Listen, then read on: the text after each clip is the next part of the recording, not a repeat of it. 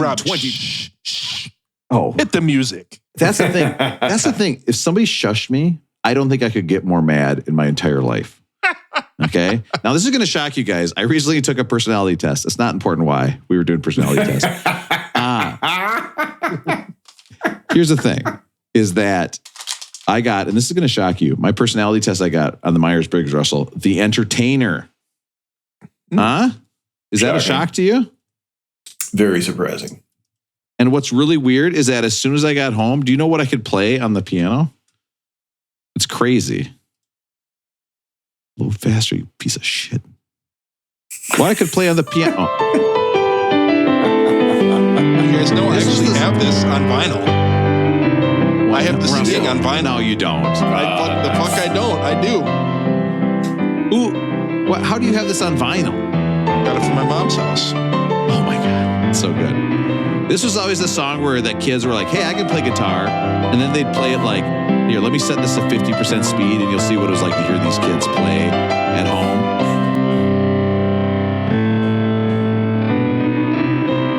They'd play it like this. They're like, oh yeah, I play piano. I play piano.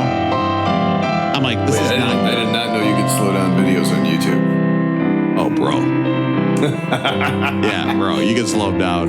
Okay? Rob, can you confirm? Can you slow them down on Bing too? You can. Oh no, I mean, Rob, I'm also going to need you to confirm one more time. Can you slow them down on incognito mode? And Rob, can you also clarify if you need to quick hit X out of a folder, does it slowly close or close at regular speeds? Oh, don't do it. Oh no, don't do it. What? Boy, this is really long at half speed. I got to tell you. I never noticed there was a case of fat tire there. God, I've seen this video so many times now. Yet it only has 15,000 views. Yeah.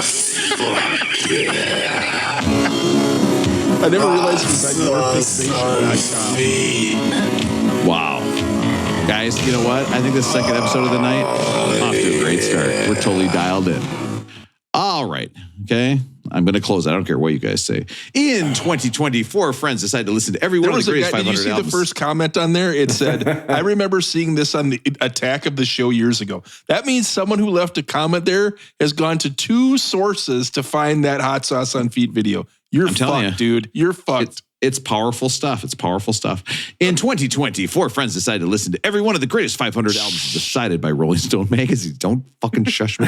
This resulted in a text chain that celebrated the music, excoriated the order, and led us to making this podcast. We are far from experts. We promise to do almost no research. All opinions are our own, unless you disagree. Please sit back and enjoy. BecK did it better. By the way, how many people listening to this are actually sitting back, do you think? Like, there's nobody like reclining in a chair listening to BecK did it better, right? Like, this is something you do when you're like, oh, like anytime you're doing the shittiest thing possible, you're like, well, I've got to fold all this kid's laundry. Better put on BecK did it better. Like, we're associated with agony, except for that one person who has sex to us. Wait, there's a person who has sex to us? Well, I assume, right? It had to happen once. You know what I mean?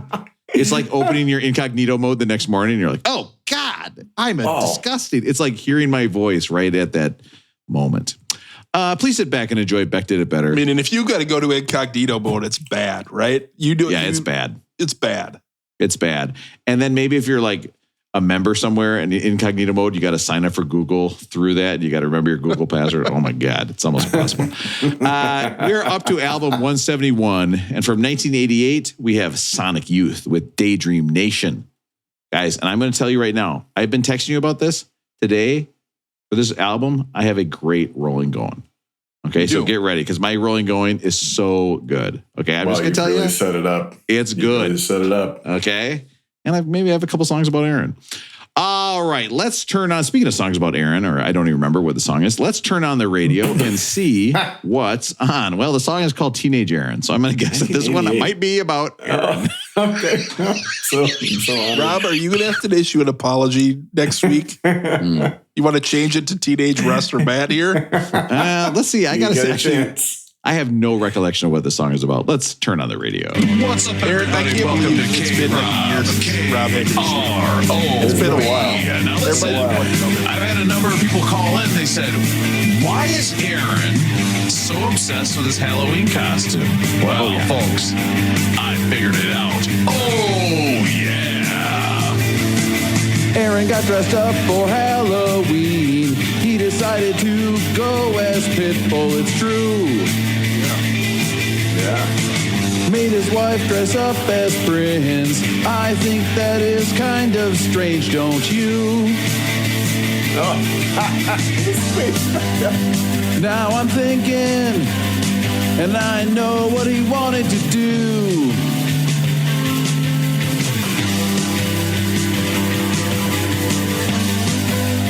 He always wanted a version of Prince that he could screw. Oh, no. Jeez. He always wanted to have sex with his favorite singer, so he made her dress up and wear those platform shoes. Ooh. But the joke was totally on Aaron, cause his wife wanted to have sex with Pitbull too. Oh. Mr. Worldwide is who she wanted to screw. When you want to hear about the greatest albums of all time. Wow. Aaron, I don't know if we talked about this. You sent the picture of you. Did we talk about the picture last week or not? I don't think so, no. We sent a picture and it was a couple couples. And it made me wonder, like, you're kind of at the age where your kids probably go to school with parents that are like in their early 20s. And it looked like the other people might have even been older. Like what is the span even of older parent? than me. What is this? Even What older is than the? me. Yes. What is the span of parent ages that are at your kids' school? Is that a fair question? It is a fair question. I would say so. Yeah, there's one couple that I think might still be in their 20s, maybe early. No, I think they're in their 20s. Yep, friends of my son's, and then there are many people in their 50s, and I would say the bulk of us are in our 40s. But I could not believe it. When I took Amelia to like schools, like preschools and stuff, every set of parents was like 7 to 10 years older than us. And I was like, I thought we waited. I thought we kind of like had a good time together. Like, I thought we were kind of older parents, and it's like, nope. I mean, compared to some of Jenny's people in her hometown, we were like, we could have been grandparents. You know what I'm talking about? Like, yeah. And I was like, but these people were so old with young kids, like old enough where I was kind of concerned. There's Hey, Rob, like one. how old were they? Yeah. Russell, they were so old, they had gone through 339 jars of mayonnaise. Oh, God. I would say, yeah, of the people that I know very well in the first grade, there's just one couple that's in their early 30s. Everybody else, late 30s, 40s, and 50s. So there's With no one first where graders. like you could be their parents, though. I'm sure there are. I just don't know them that well. Sure. But yeah, there have to be. Yeah, but I mean, not many. Not like, yeah. Wow, what a flex. I could be your parent. Hey, let's have a The play picture date, look like son. it was a variety. It looked like It was a a variety. range, No, it was. right? Yeah, because we were out with the youngsters. The youngsters were dressed. No, those youngsters were dressed as Beavis and Butthead, and they had no idea who Beavis and Butthead were. They were like, "Oh, we had to look this up. We didn't know." Yeah, they were like, "Well, we didn't like because the theme was MTV." And they were like, "Oh, we just Googled something and like dressed up as Beavis and Butthead, but like that's not means nothing to us." No, it was wild. Like, were they like, why are you telling us not to whack it in your trailer? Like, why do you keep saying, why does this guy keep saying, don't, it was whacking it into my trailer? They're like, what the fuck is this guy talking about? Like, talking to them made me feel old. And then like the sheer number of parents at this thing who were like, oh, I really wanted to go as Devo. Or like, I really wanted to go, like multiple people went as people from a Dire Straits video. Like, I was like, oh, I'm not the old one. Like, Wow. Wow. Yeah, man. I'm actually not the old one. Hey, I'm dressed up as my favorite character in a Genesis video. It's like, what? That shit was on VH1. You know what I mean? Like, if it was on VH1, you're too old. Right. No, it was a lot of that. That's, you know what? That's the official BecK did it better. This is our next shirt. If your Halloween costume is from VH1, you're old. Okay? Hey, charity, get ready. You better open up your bank place because you're going to get a lot of money from us because we're going to be donating to you with that great shirt idea that I had. Hey, Rob, is it normal to get wood? Yeah. Aaron's like, hey, can I get you TP for your bunghole? And the guy's like, what the fuck are you talking about, man? I'm serious right now. TP for my bunghole. I am Cornelio. I need TP for my bunghole. I watch so much Beavis and Butthead. Like, it's amazing I can think at all. It was so I am good. the great cornholio. That shit still makes me laugh. You wonder how I ended up here. Oh, it's so good. And then I saw the teacher and I was like, I'll never end up like that guy. All right. So Kick me in the Jimmy. I've got 3 guys here who want to talk about Sonic Youth. And it turns out the thing they love the most about Sonic Youth, the size of their ice.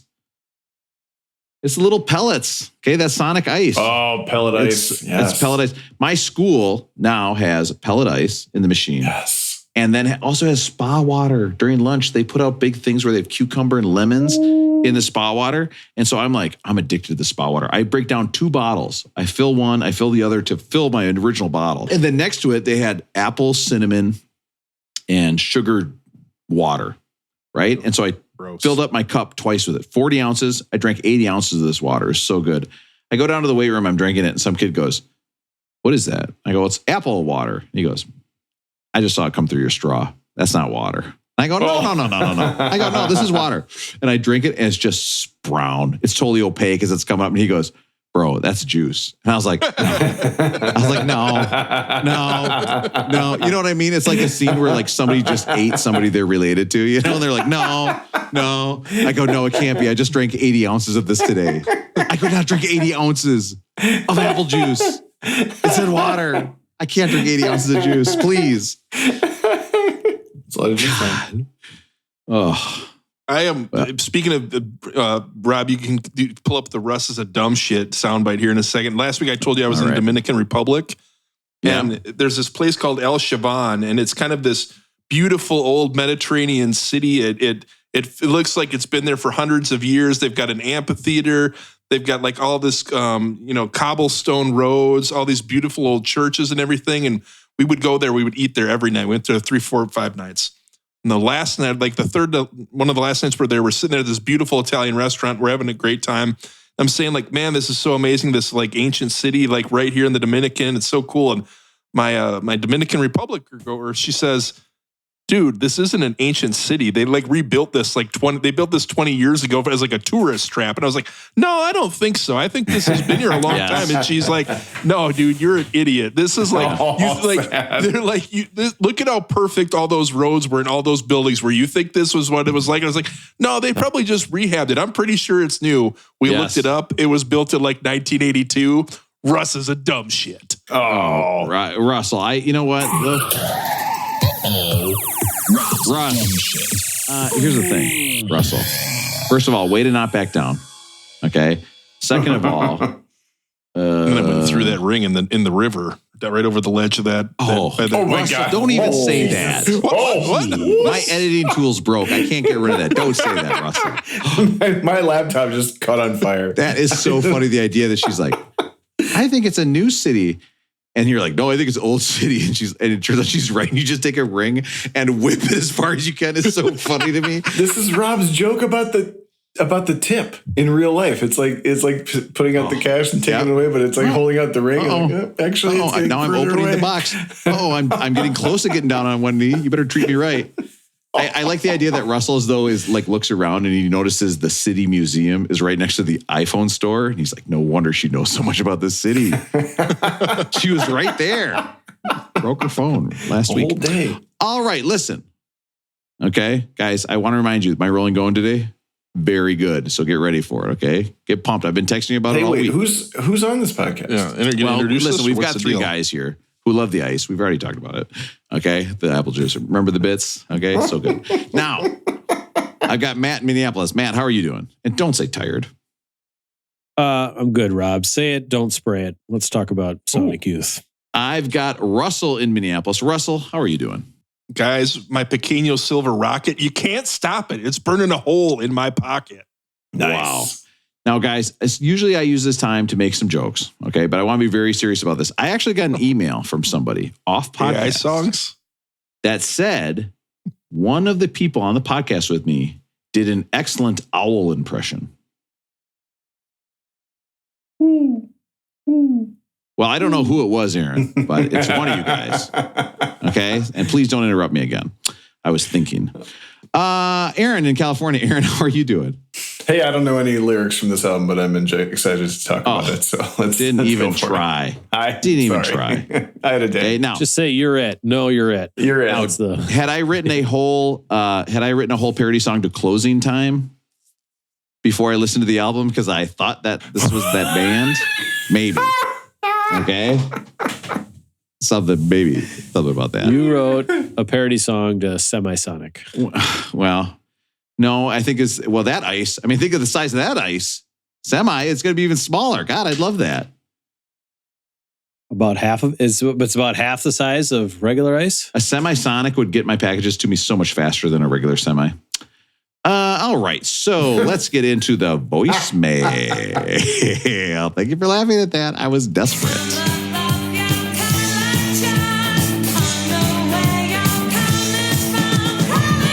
On the BecK line, 802-277-BecK. What a letdown. 802-277-2325. Hey boys, it's Krista. It's been a long time since I called. I've got a few things to catch up on.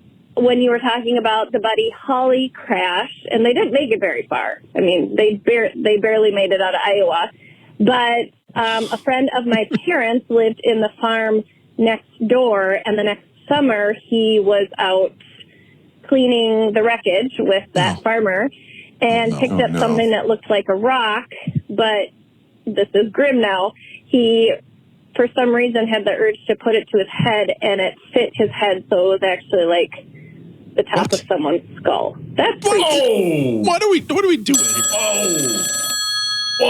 No. Dang.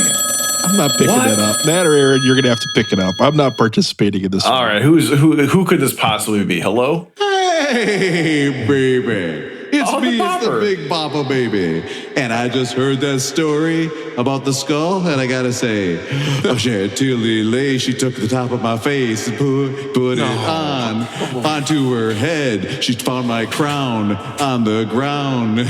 She put it on her head and spun around, round. So I just wanted to say, hey, baby, it's the Big Bopper, and I want to say thank you for picking up part of my skull, baby. That's great, Bopper. But that's what I thought about when you were talking about Buddy Holly.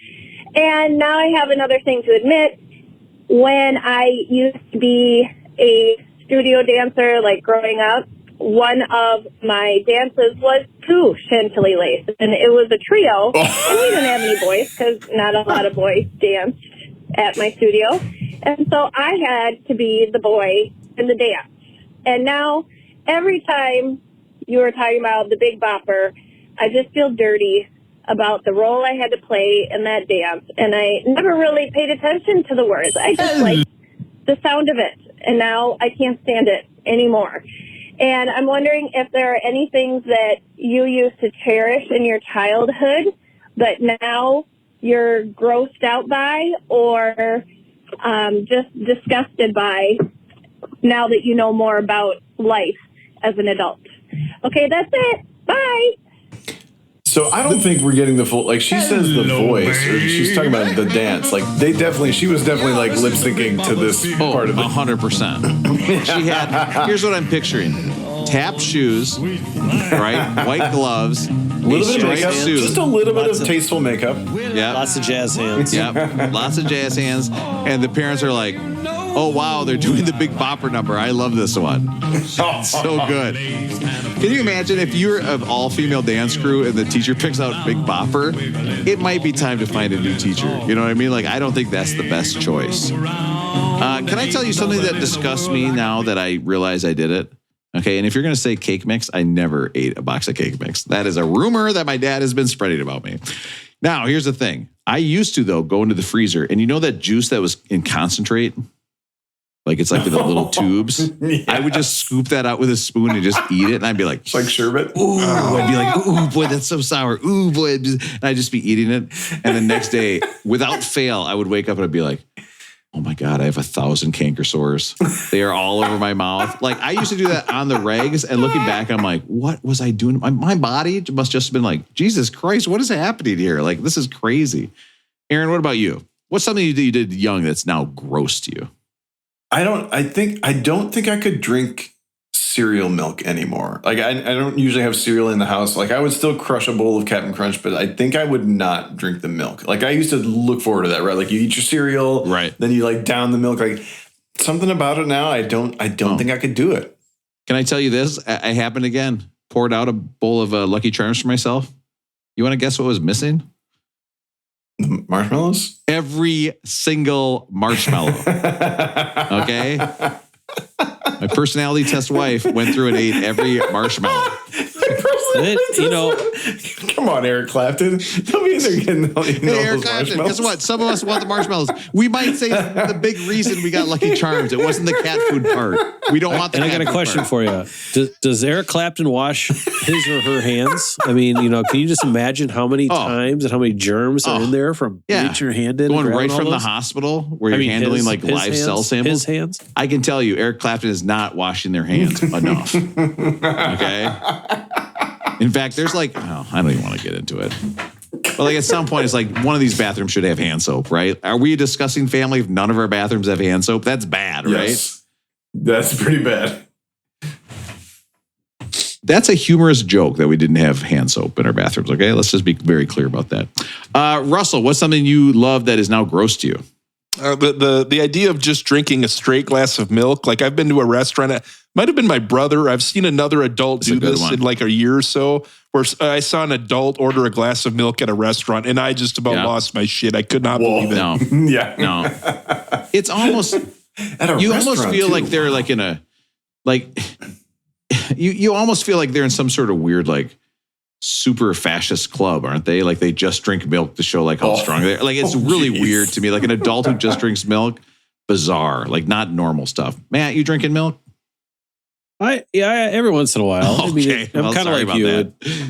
No, but I don't just regularly just go grab a glass of milk. But I can see how it happens being a parent. Like if your kids are drinking it all the time, you pour one or whatever. But when I was out with an adult and saw him order it at a restaurant, I don't know if I'd order one. I mean, that seems a little chocolate milk only for me. It's chocolate or strawberry, sure, but no. Did they get it in a sippy cup too, Russell? I don't recall that part. Can I tell you what? When I was younger, I used to just slam milk right out of the carton in my house. I realized now I lived with a ton of other people, and I was constantly, my dad and I both just were constantly drinking straight out of bottles, all the time. It was just no cups were ever used. Okay, unlike Eric Clapton, who happens to use quite a few dishes. And then, you have to do dishes every day. Yeah, you made all the dishes, Eric. This is great. I think the other one for me would be, it wasn't when I was real young, but I had a period from about the age of 11 to 14 or 15 where I got really into NHL hockey. I was into it was when the New Jersey Devils and the trap was big, and it was when hockey was at its worst. But was it when the Maple Leafs were good? Because I was into the Maple Leafs briefly when they had Felix Potvin and Doug Gilmour. No, we're talking Scott Stevens era. The ugly stuff, Devils, just to muck it up and make it. And now I can't stand NHL hockey. The people that are fans of NHL hockey annoy me. I'm out on NHL hockey, so I would go back on that 4-year period of That's my get us youth. A call for sure. Everyone's allowed to have their own thing. It's just not for me. Don't yuck anybody's yum, as we say. The most expensive jerseys, right, out there. I'll just go buy a Wild jersey casually. $400. What the fuck? Yeah. Sell regular jerseys. You have 3 fans. Sell regular jerseys that we can buy, okay? Please. I saw this in the news the other day. There's a guy who's got a business now at Wild games where you can rent a Wild jersey for the game. He's got a big truck. You can order ahead and pick the player you want. Would you guys ever rent a Wild jersey for a game? You wear it, you ship it back or whatever afterwards. Would you ever do it? I would do it because I have a policy now of not wearing the jersey of a living person because you never know what kind of shit they have done or are going to do. I would only wear the jersey of a dead person because I know for sure, I have a better, not for sure, but I have a better sense of what happened in their life. Kevin Garnett jersey, is staying in my closet. He's already I know he's questionable, but at least morally, I think he's fine. Yeah. But I'm not going to wear the jersey of a living person, but I would rent one for the day. Yeah, you can't wear a Clay Thompson or Draymond Green. They're not aging well at all, Aaron. They're embarrassing themselves right now. Yeah, right. Yeah. No, I'm good in my AT jersey though. All right. let's get into. You could see the. He was like, I'm gonna say it. I'm gonna say it. I actually think that wasn't such a bad choice. I had a lot of other choices I could have made. It's time to see whatever. I'll go with hot tubs and WWE wrestling. Thanks for asking, Rob. Hot tubs. Wait a minute. You're not going into hot tubs? Okay, maybe I got a little lost in the sauce. You're not going to hot tubs? You do realize that's Matt's friend asking the question, Rob, right? I assume everybody calling his Matt's friends. I wasn't going to say WWE, but Russell started attacking hockey and says everybody got their opinion. So I'll just say WWE. He's gonna take a shot. The thought of watching wrestling for 2 hours, just, I don't know. So you go to a hotel. There's a hot tub. You're not getting in? No, not even close. Those are worse. Those are the worst ones there are. Is the hotel ones. Have you just look at the people that are walk in and out of those hotels, out of those. Did you see tubs. Rob's head bob back and forth? He's the guy. Yeah. The bathrooms are always empty. Rob walks in there, his daughters take off his socks, and then he instantly doesn't shower or anything, goes right into the hot tub. Yeah. And then you get to stew in Rob's smelly feet. I gotta say, everybody else. When I was younger, the concept of showering before I swam made me so mad. Like they're like, oh, you're gonna tell me to fucking shower? I'll never shower. You know what I mean? Yeah. And that was bad because I had swimming in middle school. Did you guys have swimming as a class in middle school? Yeah. No, not until high school. I had swimming in middle school. And do you want to guess what they made the boys wear? Speedos. Red Speedos. No. Yes, I had to wear red Speedos. Oh, yeah. You couldn't just wear your own swim trunks? I had to go, no. Oh, my God. And I had to go to the gym teacher and ask, can I get an extra large Speedo? Like, nobody wants to say that out loud. That's a bummer. Then I would be going out. Now, this is at the we're talking the TLC years. This is when I'm really exploring sexuality, trying to figure some stuff out. And all of a sudden, you were putting me in front of my classmates in a red Speedo. You have never seen someone move so fast from the locker room to the pool. Into the I was water. in there immediately so fast, putting on goggles. And the girls' suits were even worse. They had brown suits with big skirts. It was just awful. And then I realized now, like, if I was in that class now with a red Speedo, you could barely get me to go in the water. I'd be strutting around the outside. I'd be bending over, picking up like swim boards. Like I'd be doing all this humorous Stretching, Speedo stuff. Oh my God. All day. I can think about it. If I was in college in a Speedo, that would be a whole day for me. That would be awesome. But back then it was the worst. We didn't have Speedo. I think we just missed the Speedos. But if you forgot to bring your swimsuit, you had to put the Speedo on. You had to wear a Speedo. So there was always one or two kids every class. There's no way they do that now, right? No way. Leo, was 6th grade, and he just had swimming, and it was all their own stuff. It was so dramatic for me. And then my friend found out that if he slapped my back really hard, he could see his handprint. So that was fun. That was fun when that happened every day.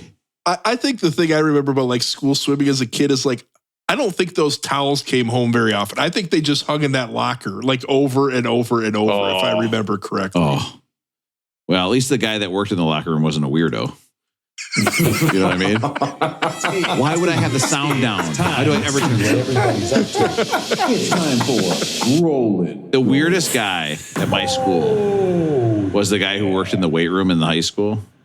And I was like, what a fucking loser working in the weight room in high school. And then the other day I was working down in the weight room at my school and I was like, wait a minute. This rules. Hey kids, look how much I bench. That guy just listened to all of his 80s hair metal and was just doing dips and benching and showing how strong he is. And you guys are like, this guy's showing, you're cool. You're in your 40s and squatting 700 pounds. Today in the weight room soundtrack, that song, I Am the Warrior, came on. And I was like, okay, I'm too old. I should not be playing this in the weight room. Listen, rolling going. Aaron, how's it going with you? And I want to remind you, Aaron, my rolling going, it's really good. I can't wait. I'm not going to take up too much of your time, Rob. I had a hard time listening to this album this week. I did get through it, not because I don't like it. I do like the album, and I will. I like parts of it. Parts of it were hard to get through.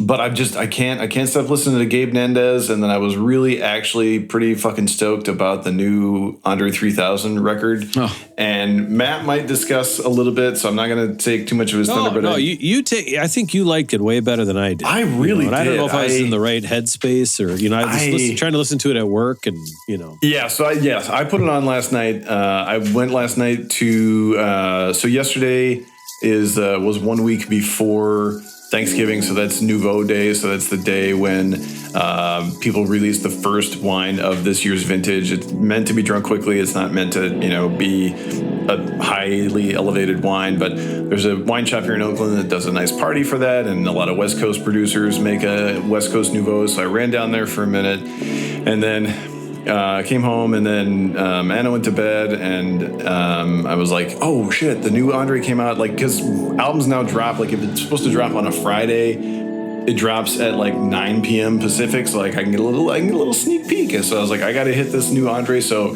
I got myself in the right mind state, and I took a listen, and so it was a perfect time, because I was just laying on the couch, reading my book, listening to the new Andre, and I knew what to expect. I knew it was a different, vibe. But I do want to read a couple of these track names. Oh yeah, that was about the most entertaining thing for me. Yeah. Track 1, I swear, I really wanted to make a rap album, but this is literally the way the wind blew me this time. That's the name of the song. That's the first so song. good. Yeah. Second song, the slang word pussy rolls off the tongue with far better ease than the proper word vagina. Do you agree? Oh, Aaron, what is this album called? I gotta play this in the background. This sounds like something we gotta have playing in the background. Yeah, this shit. I mean, it's called New Blue Sun. It absolutely rules. It's like meditation music. He's playing. I mean, just in the first. So he's playing a digital wind instrument, and then there are bells, chimes, cymbals, drums, gongs, plants, and percussion. Yeah, guitar, synth. The second half of the album is where it kind of picks up a little bit more. There's a little more. Yeah, there might be some percussion. Yeah, there starts to be some percussion on the track called That Night in Hawaii, when I turned into a panther and started making those low register purring tones that I couldn't control. Shit was wild. Wow. This is an all-time track list for you, Aaron. It's incredible. Guy who loves track lists. Right? I was way into it. It feels like there's probably plenty of other music out there that does this, but I haven't discovered it because it didn't come from a big name person. And I went through it all the way through last night. I went back through once today, and then another time this afternoon. It just feels like positivity. It feels like a meditative space. I'm sure it's not for everyone. I know it's a massive departure. But I was really into it. So this and Gabe Nendez, that's what I've been digging on the last 24 to 48 hours. I knew it was coming out, so I'm like, put on Cherub Rock, a couple other Pearl Jam songs, and then I'll get into this when I start diving into work, right? And I couldn't. So this is, go halfway through, Rob. It's all this. Yeah. Love it. Russell, are you listening to this? Russell, I gotta hear. That must be the plants. I couldn't care less what these two have to say about this, Russell. I'm dying to hear what you guys say. There has to be part of you guys that, whether you come around and enjoy it, that is incredibly disappointed at some point, right? It's so different. Not really, I guess, is because I think Andre is so far out there, and he has been, and that's why he hasn't done anything in 17 years. He pops up here and there, makes a couple appearances on different things, but it's almost to the point where it's you almost expected something like this from him. Maybe not this far. I wouldn't expect this far. Maybe it's pretty far. But it's not surprising, I guess, to me anyways, sitting up here in Minneapolis. But, I think where I came to it today, where I got to today was, this is my favorite little melody. Oh my God. What is going on, Russell? Russell, are we dead? I loved it. Are we dead, Russell? Is this our I hell? felt if you want to hear Andre rap his ass off, it's out there. All of his bars are if you want to hear the greatest bars of all time, he's got them. Good so point. how many more bars can he rap? Let him do something different. And I just felt like it's the positivity and the peaceful state that I needed, I mean, also I've been listening to jackhammers in my backyard, so like it was nice to do this last night. And one of my favorite things was, I don't know if this was real or imagined, but it felt like the way the album is sequenced on the digital release, it felt like there were very long spaces between tracks. So it felt like I was always like, was it over? Or is there music or not? And then it would come back. Yeah. Really loved it. Like I didn't expect to like it as much as I did. Well, I got through about 3 or 4 songs and I had to just put something else on. So I put on A Tribe Called Quest and just jammed out on a Friday in the office with nobody else there. That's also and then a good came choice. back to it. So also a great choice. Yeah, I recognize that was my for Friday. everyone. Yep. Wow, that was crazy. That's it. How's it rolling going? I mean, am I supposed to go to Rob next? Because he's got this no, great rolling not going. yet. I'm going last because I have a great rolling going. I want to hear how it's rolling going with Russell then. Aaron, you were talking about new music that you and Matt were listening to. You guys, I told you about a problem I had last week or a few weeks ago on the Espresso Martinis. I have another problem. It's a music problem. And the problem is I'm addicted to going to record stores now. I went back to the record store the other day. I went to 2 stores in one day. I went to 2 stores in one day because I couldn't get enough of looking through records. So I thought I could share some of the finds that I found at, what's the one off Portland, Matt? Do you hear that? No Name? Not down to No Name. Yeah, not down to that. No Name. Went to No Name first, back to my 60th, Portland, just north of 62 there, across from the Dairy Queen. You got the Essay in the corner, which is not a very good essay. If you go down the Nicollet and you think you're going to run into it, you're wrong. You're going to have to go down and back around because you're going down the wrong street. Those one ways. Nobody likes this. So then I ended up going to another record store too, and I forgot the record store. It's not Electric Fetus. It's another one that's down in Minneapolis. Matt, you probably both know it. It's off like by East Street. But I went there because I realized that record store has a thing where they have new releases and it says Sunday, Monday, Tuesday, Wednesday, Thursday, Friday. So if you were to go in, you don't need to go dig through everything that's been there. If you were to just go like every couple weeks, you're going to see the new stuff. You can just flip through it quick, in and out, pick out what you want, right? That's great. This is a brand new Russell. I love it. So you know how long things have been there, yeah. Instead of everything's in the new release cycle. Did this come in 2 weeks ago? Did it come in today? I like it. So the first album I picked up is, Rob, you were saying this is one of the bands that you've started really enjoying from this podcast. I believe, Rob, it's called Asia by Steely Dan. Wow. I picked it up. Wow. Oh, great. That's a nice $6.95 cover. Steely What Dan. a great band. $6.95 for that thing, yeah. Wow. Russell, what a pickup. I mean, it's what an amazing. I just think that album sounds so good. It's got to sound fantastic on vinyl too, doesn't it? Like, I haven't listened to any of these yet. I put them in a bag and I was waiting to present them to you guys before I listened to any. Oh, appreciate nice. you. Russell's doing a little practicing presenting things because he's down on one knee. He's got the bag up. I didn't get mad at you, so I threw this in the river earlier.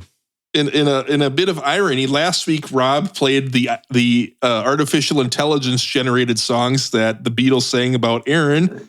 Strangely enough, but I actually picked up a Beatles song. It has a sticker on it called the Red Apple Label. For $19.95, I picked up "Let It Be" by the Beatles. Wow. Yes. Yeah, Russell. Very nice. I mean, that is a Billy Preston on there. Got some Billy Preston on there. And this is the one they made the documentary about. Isn't that right? That one. Yep. So I had to pick that one up. I thought that would be fantastic. No, not that one. Shoes are dumb. He loves women's feet. Yeah, there it is. I think it's the second track. That's the second track on that album? That's crazy. You got high in the headspace there, Rob. Very nice. Very high in the headspace. Something a certain bass player taught me. The next one I picked up is definitely probably the best buy I got. This was a $1 album. It's McFadden and Whitehead, which features Ain't No Stopping Us Now as the lead track. For $1? For $1. I mean, they're paying you to take And it. look at those badass white suits. Ooh. Russell. That's what you were wearing down in the Miami airport. You're about right. Oh, love. Oh, jeez. A buck. A long, long way to go. We got to get to the hook here.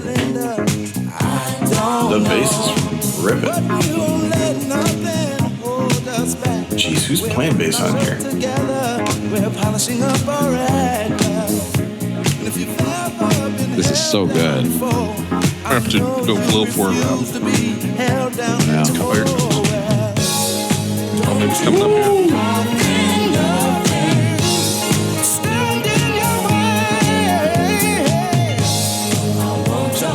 Jesus Christ, Butthead have their own YouTube channel.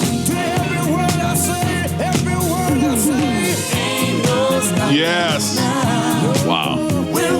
First comment. I wish we had songs like this now. Lord, we need more music like this. Yeah, good song, man. And McFadden and Whitehead's like, okay, we heard you. You guys want more music? I've got a flute synthesizer, and I'm going to make an album for you. You guys are going to love it. A digital wind instrument. Yep. Another one we listened to recently, but we were talking earlier on the rating last week. We said, is this an album you want to turn this guy back on? You want to listen to this artist again? We said Billy Joel was the one we wanted to do it. So I picked up Billy Joel, 52nd Street. Oh, is that from before The Stranger? I'm not sure, but it features Big Shot, Zanzibar. This was right after, I believe. But wasn't this the one that was also on the list originally and then it got booted, or was it the one that is on the list? This was like 11 months later. This one actually did make the top, or make it to the top of the 200 Billboard or whatever. So, but a year later. You'll notice this picture, Rob. It looks like this is maybe after he was pulled over for another DUI, right? I mean, look at that. That is like, You Are So Beautiful. What's his name? I mean, listen, every time, I'm just going to say this. Every time I talk about Sexual Chocolate, everybody. Every time I talk about a musician being ugly, I edit it out of the podcast because I feel so bad. Jim Croce? Oh, he's so ugly. You're right.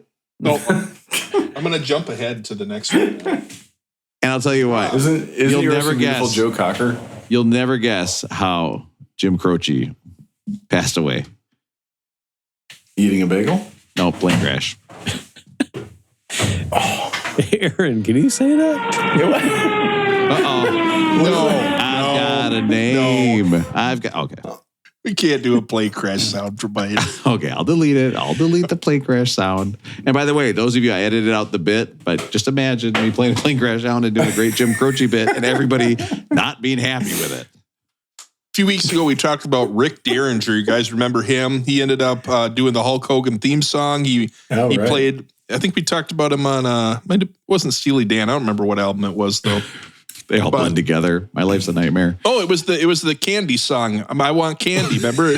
I Want Candy band it found Rick Derringer. He eventually made it to this other ugly guy's band, Rob, the Edgar Winter Group. I got it. Oh my God, look at that guy. Look at that cover. Whoa. Who said, hey, Edgar, you should be on the cover? Nobody. That is someone terrible. with the last name Fredrickson bought it because their name is written on the album here. Oh, that is so gross. Writing your name on an album. Aaron, what's your thoughts on writing your name on an album cover? On the cover? I mean, you come on. Like, have some respect. Yeah. Put a sticker on, do something.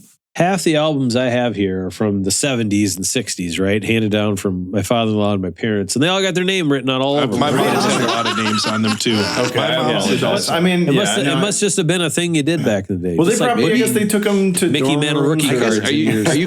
You're bringing records over to other people's houses and you don't want to lose probably, it? Yeah. No, it's true. I take it back. It was a different time. Or maybe it was the time where just markers were invented. You know what I mean? Like they just invented markers. Awesome. And everybody's like, God damn, I can write on everything. This is great. And Eddie and I are reading a book right now, Rosie, and the grandpa always writes the granddaughter's name in every book, and then he owns a bookstore. And so he writes it in so that you're passing on your joy of the book to the next person. Okay. And so everybody puts their name on it. I like that. So that they know who's enjoyed it, and you're spreading a little love in the world. I like that. Maybe that's what people are doing with their records, like Russell's doing right now. Yeah, that's nice. No one wrote a name on this, so I don't know if anyone enjoyed it, but they did collect $15.95 for it, which I thought was a good deal. It's Led Zeppelin 2. Oh, wow. Ooh, that's a good one, too. Oh, it got Ramble On it.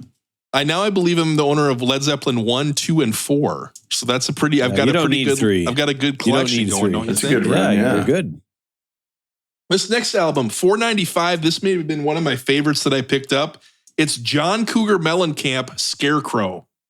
Whoa, what's on there? What's on there? We've got Small Town is on here, Lonely Old Night. Those and Rock in the USA. ROCK in the USA. Those are 3 hits on that one. That's got to be good, right? Put that on, you'll have fun. Yeah, that's a banger. I like John Cougar. John Mellencamp, I don't know about, but this John Cougar Mellencamp, goddamn, I loved him. He was great.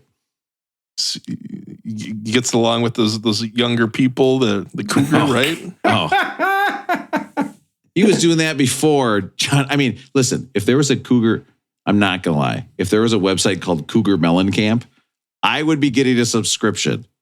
Okay, I want to go to Cougar Mellencamp big time. Like, let's.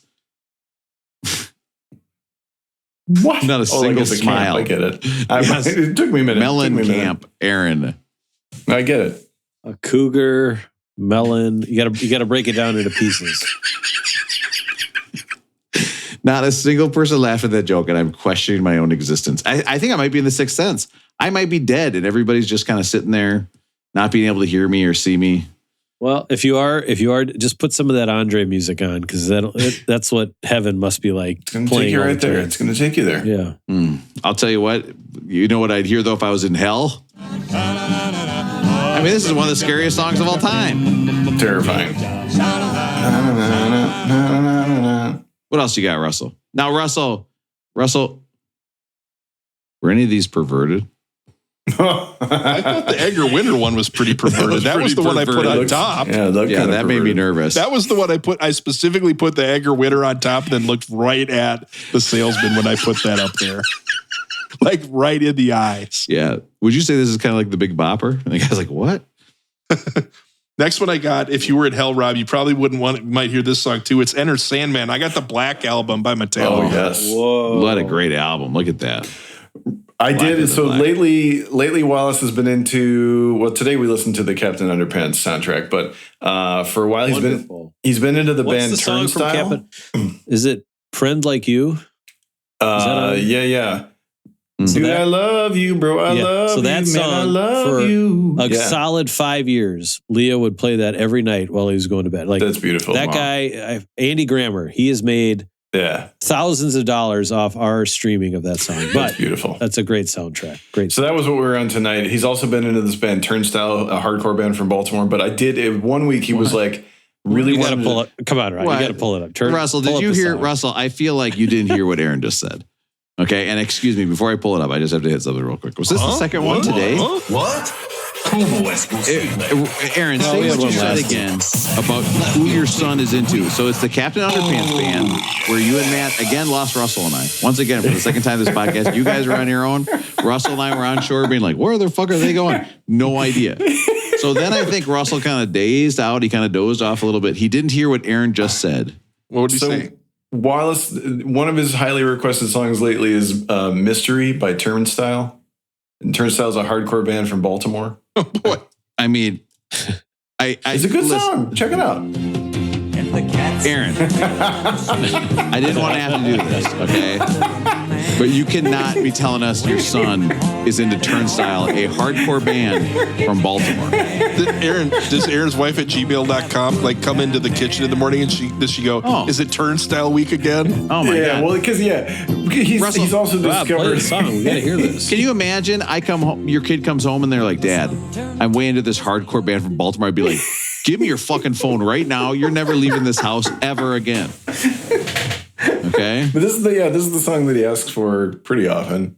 It's a good song. It's not that. It's okay. Wait a minute. This sounds a lot like that Andre 3000 stuff. No, it's gonna rock.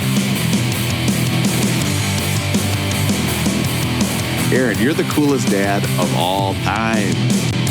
God, I wish I was your kid, Aaron.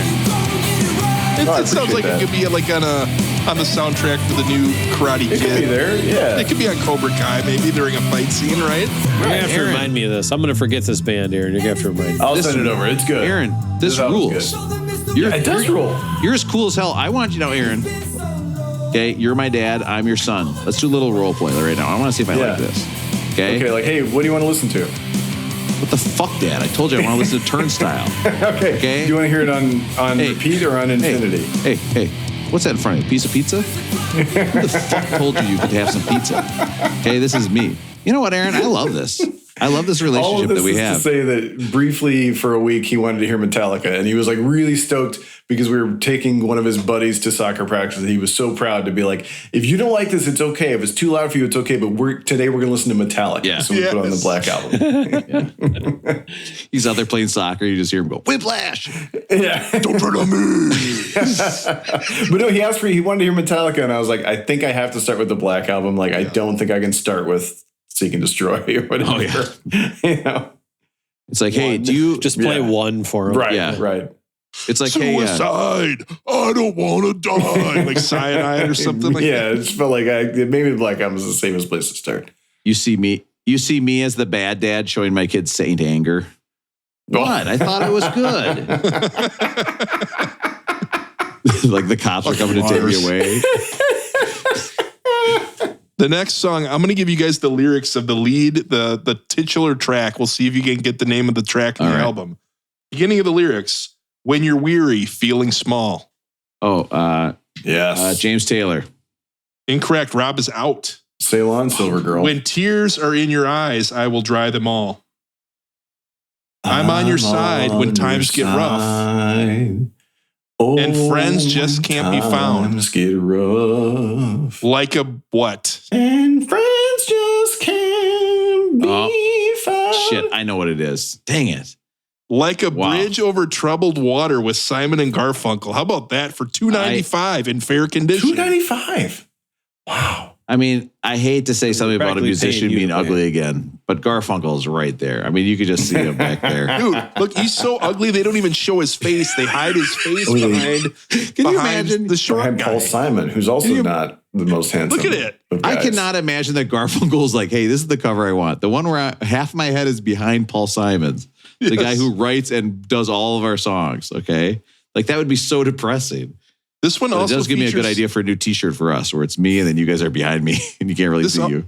This also features Cecilia and the Boxer. This has got to be on the list somewhere, doesn't it? Well, it actually is the next song, Russell, believe it or not. It's the next for one. It's the real? next Are album. you serious? Yeah, it is the next Oh, album. awesome. That's incredible. The next one I picked up, timely. I had to Google this. Why I you should do have that? texted Aaron and asked what one to get. They had a few of them. For $4.95, I picked up Santana, and I think this is his first one. Oh, yeah. That's I mean, a good one. just by the cover, like you got to have that cover in there. Great big lion, ink drawing of a lion on there. Yeah. That's great. Got a few more, and then we'll keep moving it on. I also picked up another Springsteen album. I think this is my second or third. It's Born to Run. There you Oof. go.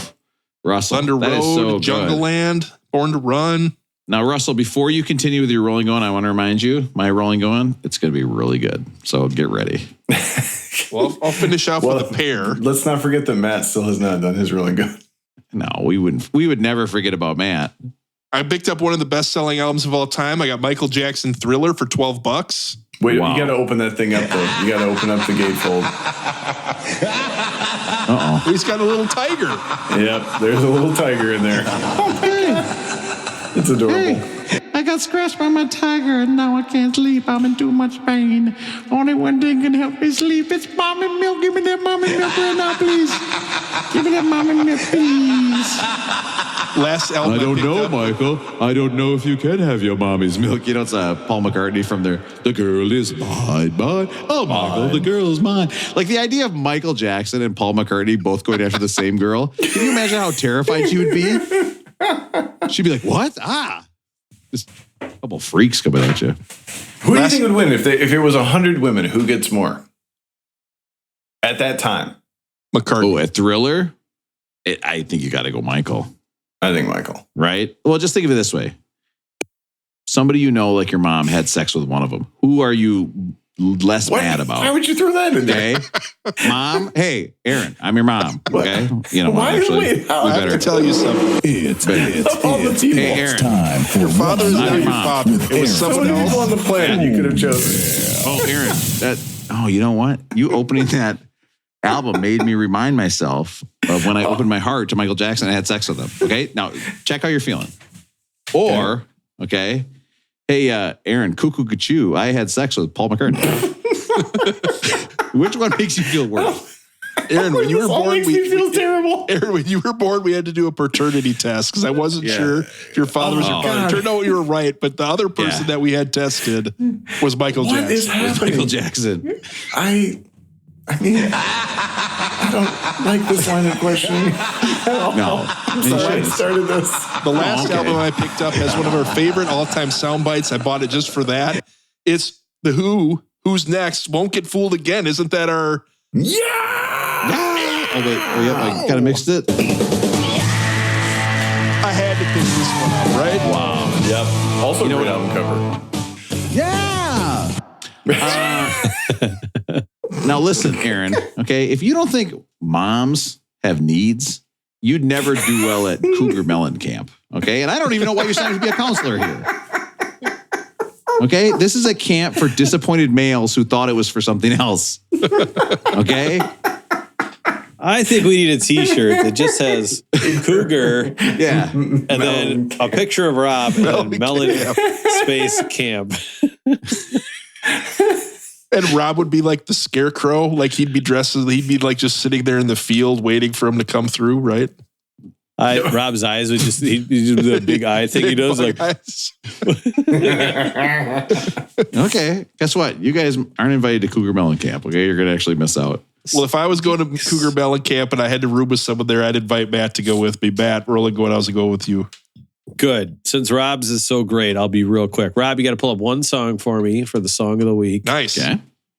Playing Dancing with the Moonlit Night, KNIGT, by Genesis.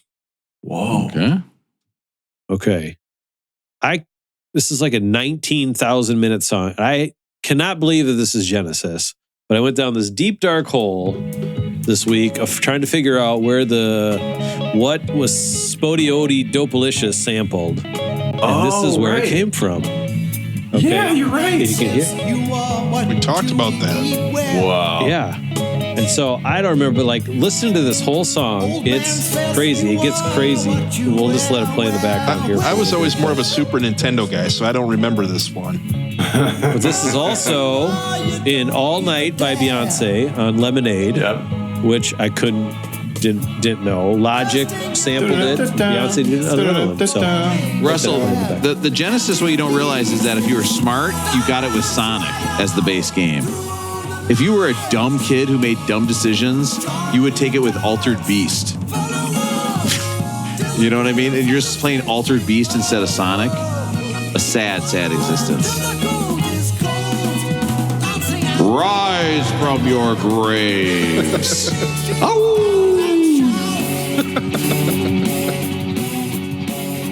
This song rocks, man. This is real prog rock, yeah. Yeah.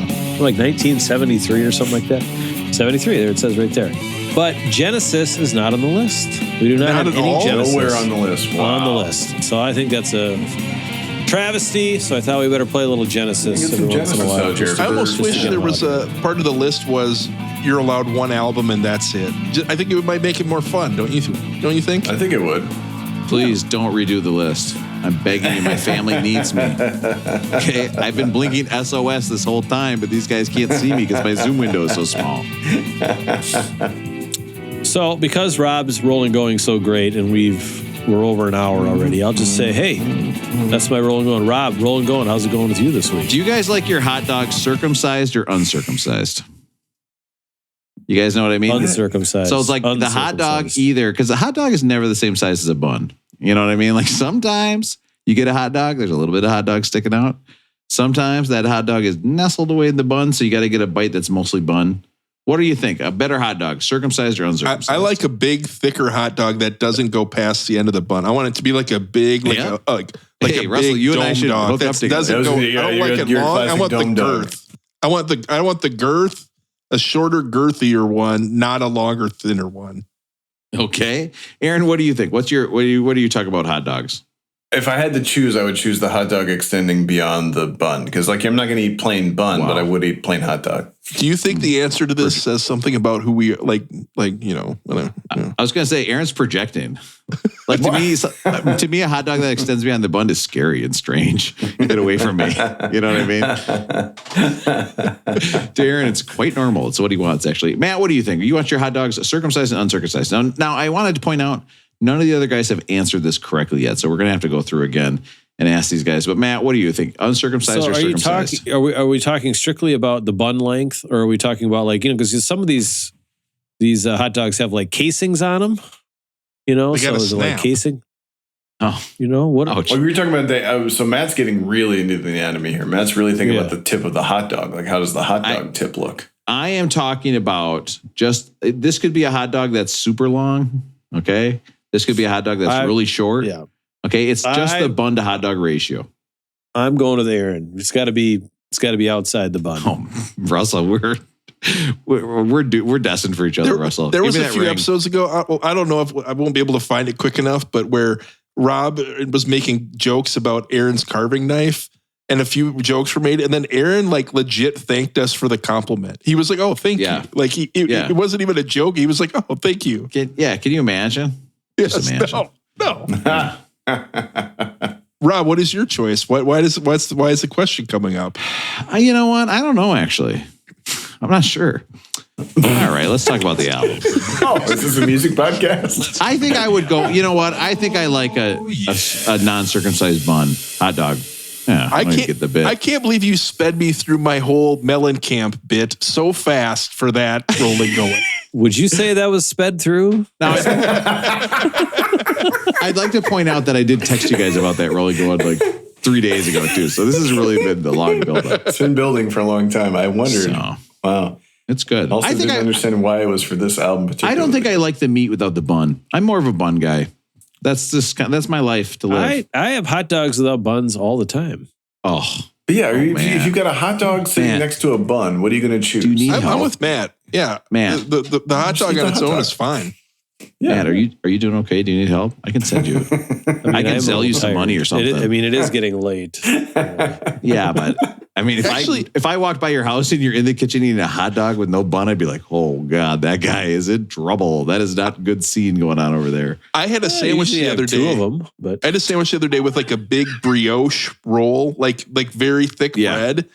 I think that's a terrible bread for a sandwich. Like if you're eating all bread, if it's 80% bread going into the gullet, that's wrong, right? Totally. That's too much bread. I've started cutting down as bread more than anything. And it's just, I think it just fills me. It's kind of like you with the ice cream, Rob, right? I mean, you just starts messing with your tummy a little bit. I think too much bread in the middle of the day is just not good for me. So look at fancy Matt using regular bowls. I don't use a bread bowl for every meal. I mean, what the hell?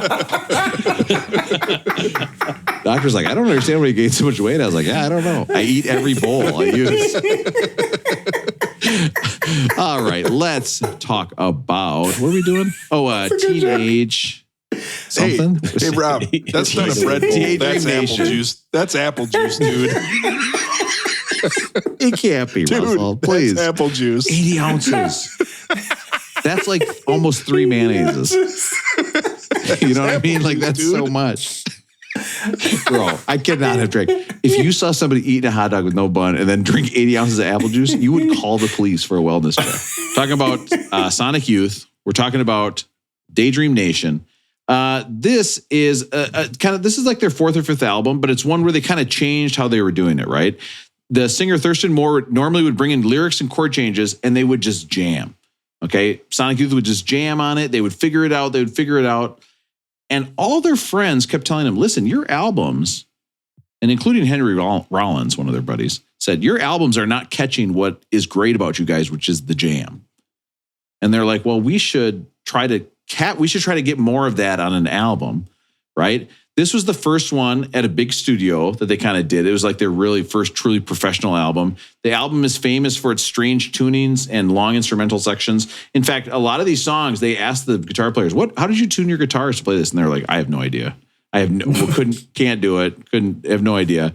And a lot of people say this is avant-garde or experimental rock, but I noticed that it took this album was $30,000 to make, and they said it was our first expensive album. So I thought, well, you know what? I wonder what the top 5 most expensive albums of all time were. And that's why it's time for a list before the album even starts. A list before the list.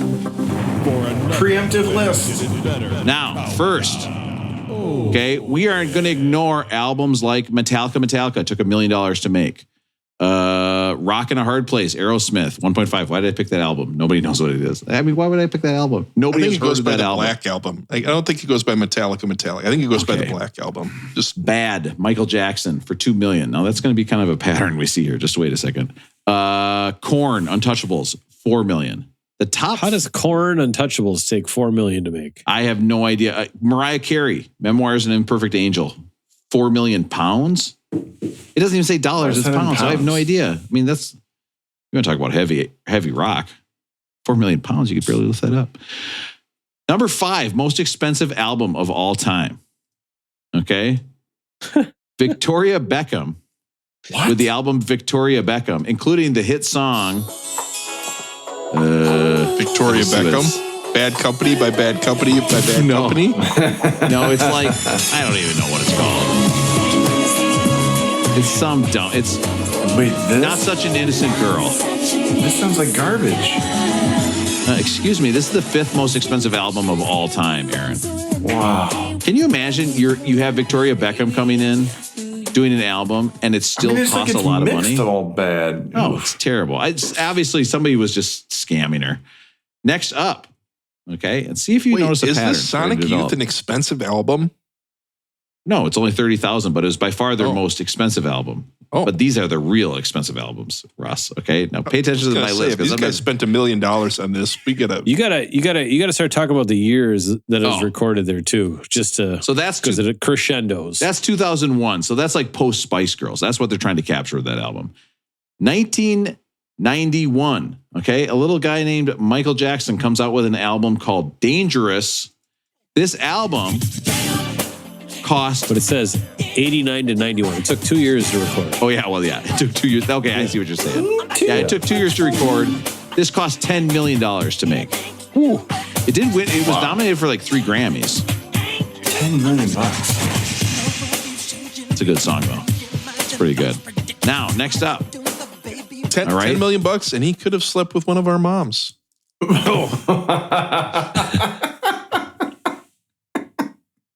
Guys, my mom's name is Billie Jean. Holy shit. All right. Next up. My uncle Greg Filliganes keeps coming over for the holidays. I don't know why. Asking for money. My owed him. My mom. No, what? Next up. 3rd place, most expensive album of all time. Recorded from 1979 to 1995. Oh. I don't know how that's possible. It's History, past, present, and future by a guy named Michael Jackson. This is like a greatest hits. Mostly a greatest hits. Yeah. They just combining all the You Are Not amounts. Alone and the Free Willy song. This album cost $10 million to make. That doesn't make any sense. How could it cost $10 million? Probably because he had to buy his catalog from Paul McCartney. That's right. They had a fight over one of our moms. Then they had a fight over an album. Aaron, you know what I spend money on? Aaron. How do we end up here? Aaron. Do you want to guess what I spent a lot of money on during this? I'll give you a hint. No, it was a drink. It was a drink. It made me feel real good. It was my mama milk. Give me that mama milk right now. Give me that mama milk, please. Aaron, I can't afford those long hot dogs because hold on, Rob. I spent it all on Dangerous. Rob, he spent it all on disco balls. He spent it on disco balls. There we go. You gotta punch back a little bit. You gotta start punching back just a little bit. Yeah. All right, Rob, you can come back now. Thank goodness. I'm glad I didn't hear that. Next up. Okay. I can't pay for those disco balls. I had to pay Heavy D for his rappers. Jam. Damn, it too much to chant. That's such a good song. Next up, second most expensive album of all time. Recorded from Or it could have 1998. been Paul saying, "Oh, I had to pay my buddies to play another verse on my Wings album." Isn't that the way he talks, Rob? Yeah. Oh, that sounded just like Russell. I'm serious. You're getting really good at impressions. You should keep doing it. Here's the thing. Sounded like Ringo. Here's the thing. It's a good one. This album, recorded from 1998 to 2007, cost $13 million to make. But you know what? When you're cranking out bangers like this, that's right. It's Chinese Democracy by Guns N' Roses. Probably my second or first favorite Guns N' Roses song. I've never listened to this one. I don't think I've ever heard this one. What's the one that was like in limbo for years? Yeah. This one. I mean, this is terrible. $13 million. It was the one after the Use Your Illusions when it was like Chinese Democracy's coming next. It was years. But what was it? I think they had a 5-record deal, and then they were just over it after 4, and then it was just Axl trying to pull it all together and never could. So it just hung out there. Next up, this album recorded from 1997 to 2001. It cost, now the last one was 13. This is 30 to 40 million. It's an album called Invincible by Michael Jackson. Oh, this is a good song, huh? Thank you, Aaron, for Like- saying that. This song built Timberlake's whole career, right? Like, he just made multiple albums that sounded like this. I've never heard this song before in my life, Aaron. I don't know. And world, you know you did. I could not. I didn't know a single song off that album. That album was off absolutely terrible, and it cost $40 million. And that's why it's a list of the most expensive albums. The most expensive albums. Great list, Rob. It's a top 3 list. I mean, Russell today. talking about how much his albums were expensive. It's nothing. $295. Yeah, $295. I mean, look at Bridge over troubled water, fair condition. guys. I almost went to 7 albums because I was going to say The Life of Chris Gaines, $5 million. But I was like, I can't do 7. Although 6 is Hysteria by Def Leppard. So it's like, it could have been a fun one. Do you want to get rocked?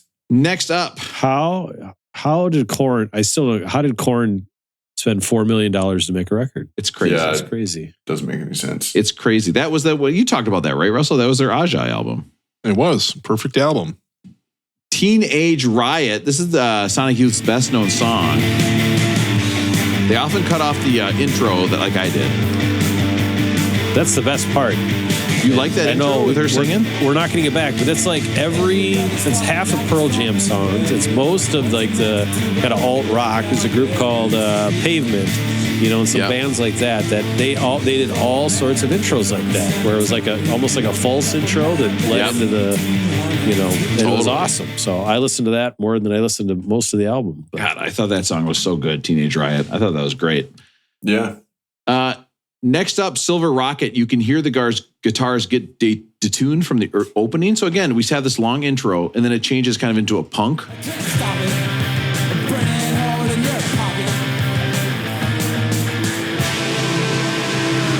I'll be honest, I can't hear, now that you mention it, I think like, that makes sense about the guitar tunings, but that's something that just never enters my mind when I listen to music until you tell me.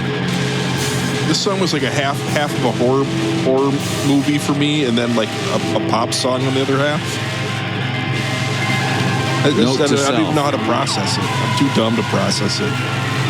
Well, I think it should be noted, and I don't know, I wasn't listening, Rob, but you did your introduction, so I apologize if you already said this. But I mean, they essentially grew up in the punk scene, right? And then just have all of these different things. And you hear them trying to bring their punk forward. And I watched a couple documentaries, just real cheap ones on YouTube, but they were awesome. But, they were heavily into the punk scene, but they really were also into kind of that new wave rock, a new wave kind of synth pop music, and they were trying to kind of merge them together, and that's where a lot of what they were trying to get to, but they're always coming back to this punk. But I think, some of these songs you really hear where some of that new wave rock kind of comes in, and I think that's why this album is where it's at, because it's one of the only ones I think that really merged punk and kind of the new wave. At least that what we've heard so far. It's really a melding of the two. Television? Yeah, I like that. Television into there. Actually, kind of. The Sprawl, 7 minutes long. This song was lyrics from sci-fi books and snippets. A lot of their songs were like these out of these books and conversations heard on the street. So just avant-garde stuff. Yeah, it makes me think of like when we listened to Velvet Underground and it was like, this band's influential. And we were like, who do they influence? It's like, oh, I found the band that was influenced by Velvet Underground. But this is 88 too. You have to keep that in mind. It sounds to me a lot like a 90s alternative thing. It's like, no. This was coming out at the same time as the song Happy Birthday for my 8th birthday. In 88. Cross the Breeze. I love how this turns into a great melody. It's kind of that same thing, kind of spacey intro. Then maybe if you were... Yeah.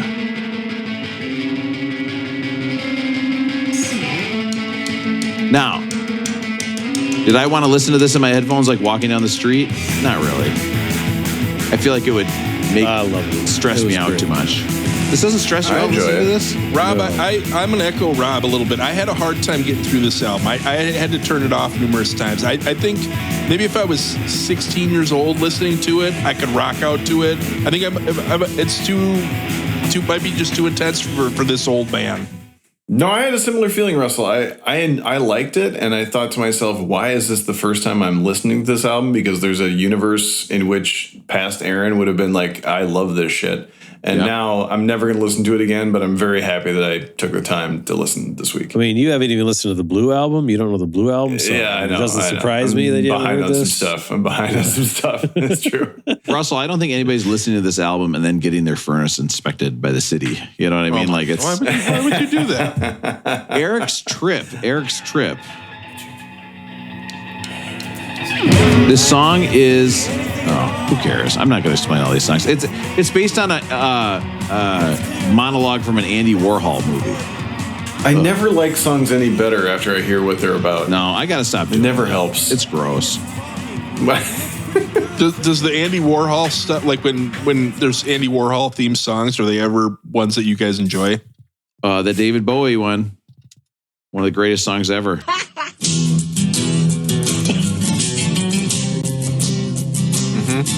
Okay, right, yeah. That's a good song.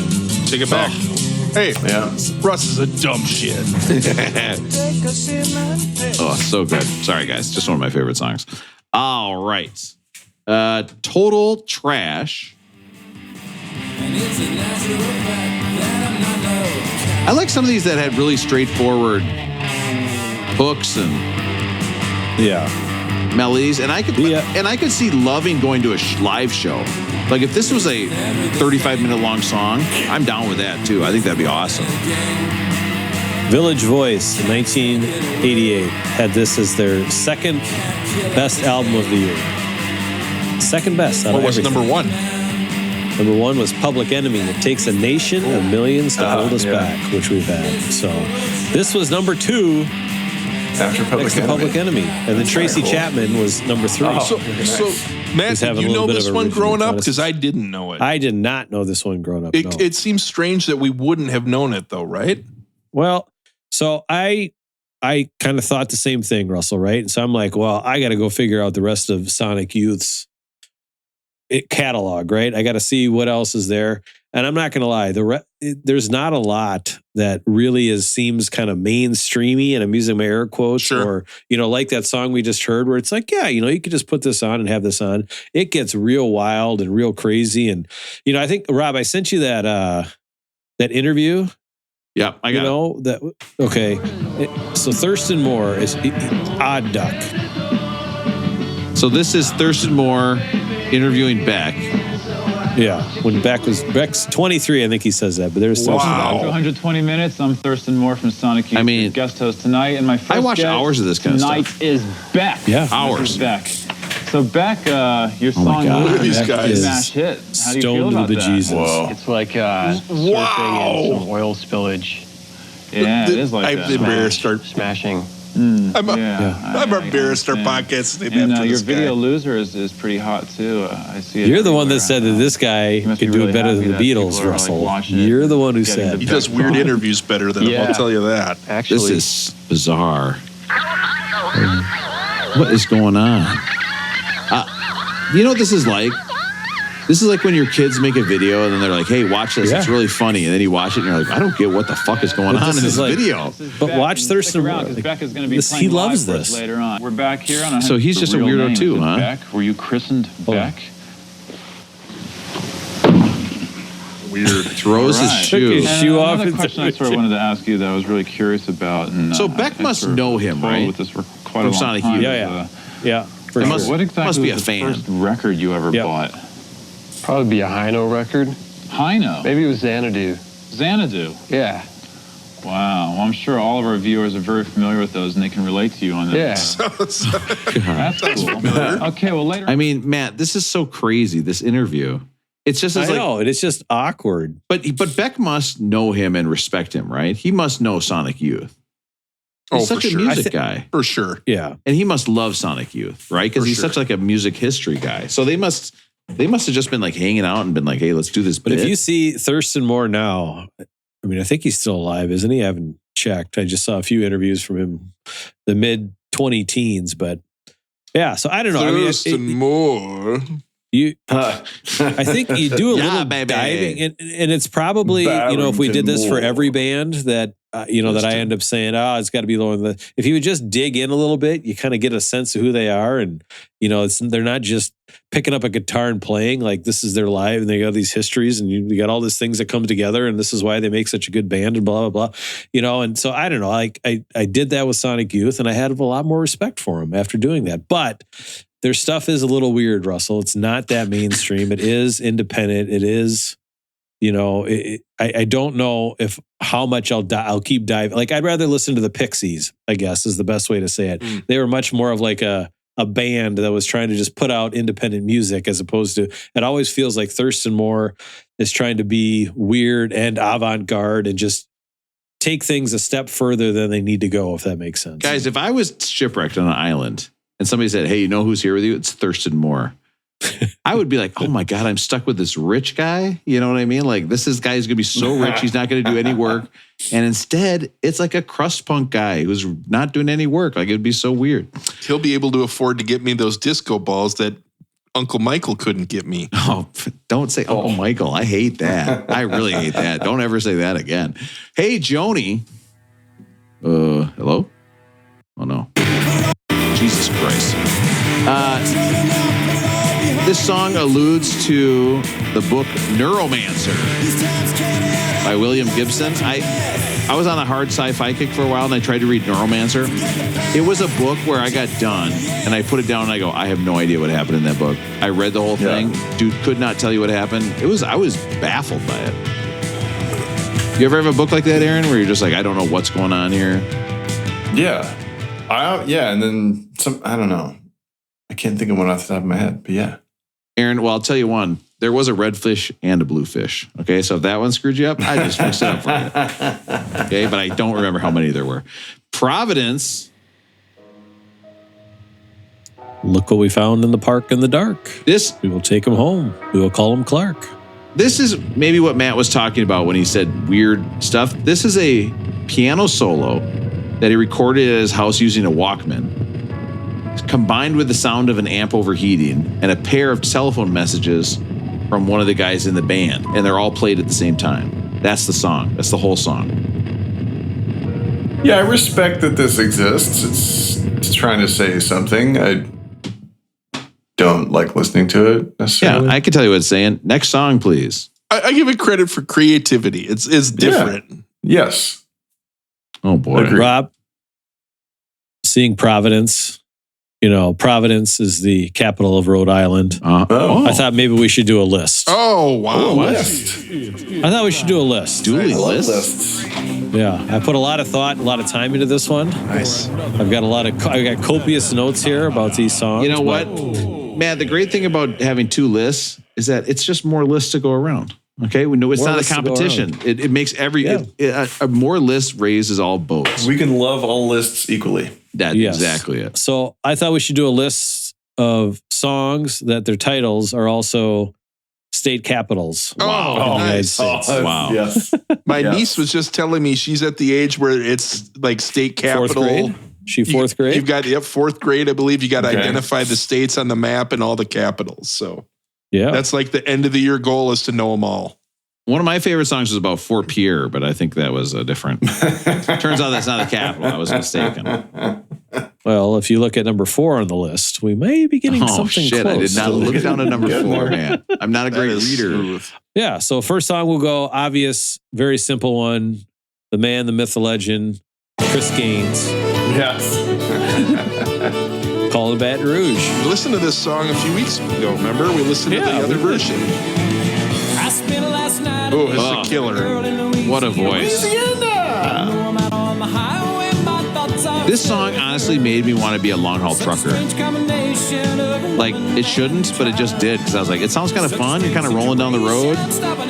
Ever calling home once in a while, then you go back out on the road, start sleeping around a little bit. What do they call those people, Aaron? Or who had the friend who was doing the? First of all, he wasn't a friend. He was a school bus driver. What was And the he was school talking bus about driver? the. He was talking about the lot lizards. Lizards. Yeah. I mean, Garth Brooks cheated on his first wife, right? He was searching for lot lizards in his first wife marriage. Oh no, Baton Rouge is like it's like a truck stop somewhere down in Louisiana. He's going to It's state And capital. it is a strange 700 combination. miles. All right, next song. The man, the myth, the legend. We've got Welcome to Atlanta. Oh. Where the players play. There it is, Luda. Yes, we got Matt's got his 100 perfect song list. If I had Russ's 100 favorite song list, this might be on there. I said 2 weeks ago that we need to hear more Ludacris, and Matt brought it. There you go. Love it. Wow, so good. Would you have gotten Atlanta as the capital? Would anyone guess Savannah or anything like that? Or you all know it's Atlanta? I think I could don't go. know if I would have got that. I or bet I not. could go 48, Guys. 49 for 50. I'd No guess that's way. right. No way. Listen, no. We are not doing a state capital bit. We are not doing this. Okay, we will do this on like episode 460 when we're so desperate and we don't know what else to do. Okay. We will do We'll a do quiz about capitals then. capitals. You think you can get 49 state capitals? South Dakota, Don't rob. Oh, South Carolina. It's number South, 4 on the list. South Carolina. Columbia. Columbus. Okay, is Wyoming. Ohio. Helena. Cheyenne. That's Cheyenne. Yeah, Helena's Maine, Washington. right? Or no, No. Helena's Maine? Montana. Montana. We're not doing this. Augusta, Maine. Augusta, Maine. okay, Delaware. Dover. Wow, man. I mean, Aaron, he's good. That is pretty good. I mean, he's so good. I'm only going to ask him a couple more. West Kansas. Virginia. Charleston, West Virginia. How about Kansas?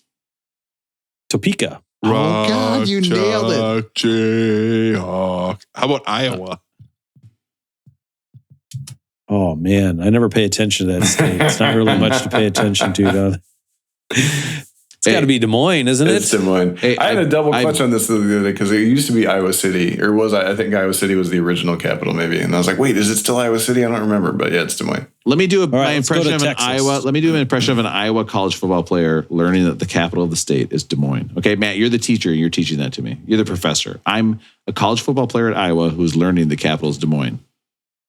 All right. Offensive linemen, since you guys need some help, let's go over the states and their capitals. We'll go with Iowa, Des Moines. Are you serious?